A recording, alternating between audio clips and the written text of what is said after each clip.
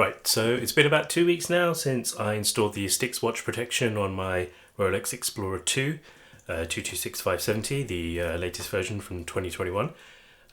So let's see how the install's been, and I'll give you my thoughts on the protection film and how it's worked.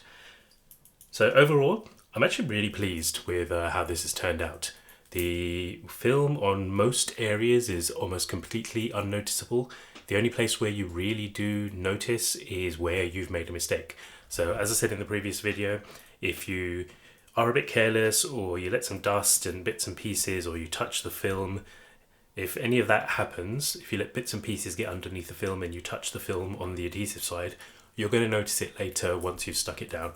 If you use the tweezers, you don't touch anything, and you kind of do it as quickly as possible and as carefully as possible, and keep your area and keep everything clean, then you should have basically no issue. I did rush in a couple of places, which has probably given me an install with a couple of pieces of film which aren't absolutely perfect, so I'm probably going to remove them and put another one on. Thankfully, Styx sent me 2 sets of film, so I can do that. But if you're doing it, then just be very careful and very diligent in your actions, and very purposeful with where you place things, and you should really be fine. So let's dive down and take a look at the watch. But very quickly before that, just don't forget to subscribe if you've liked this video. It really helps the channel out. I'm trying to get up to 1,000 subscribers as soon as possible, so hitting that subscribe button will really help me out. Thank you. Right, so diving down, if we take a look, so let's start with the bezel, and the bezel was the hardest place to install, like I mentioned in the previous video, and it's turned out quite well. Looking at it, it's pretty good. It's not very noticeable. The bezel is probably the place where, though, it is noticeable the most, because if you do look closely, and I'm not sure how well this is going to come through on camera, so I will attach some pictures as well, but around the bezel, around where the glass meets the metal, you can see the edge there. And also, because it was difficult to get it to adhere in this area, there are probably a couple of microscopic bits of dust and a little bit of fingerprinting on it. Overall though, it's not bad. It's not bad at all. And quite frankly, I could leave it the way it is, and probably will.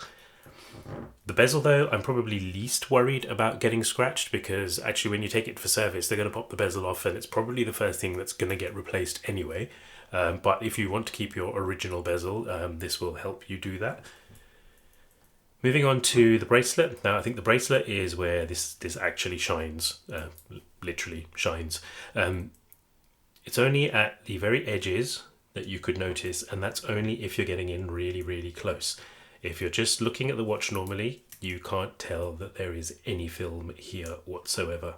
Even you come down to the clasp again, it's a place which gets rubbed and knocked around a bit. There's a couple of little bit like airy pockets which I haven't smoothed out because I kind of just left it as it is, but if I give these a rub with a nail or something like that, they'll flatten down, and that's worked out quite well. Even here, this section, there is a tiny bit of lint under here which I believe is not going to come out, but the rest looks great. Because the watch is brushed, the brushed finish I think works well with this kind of film. If you've got like polished center links and things like that on a different Rolex, I think it will dull the finish slightly, but not massively. So overall, bracelet worked really well as well. The case flanks, the case sides, I think this is where this actually really shines, because this is the area where I feel I find loads and loads of micro scratches on my watches. I showed that on my Tudor Black Babe GMT in the last video. Because of the mirror polish, you just tend to get loads of little nicks and scratches and bumps and things that go on here.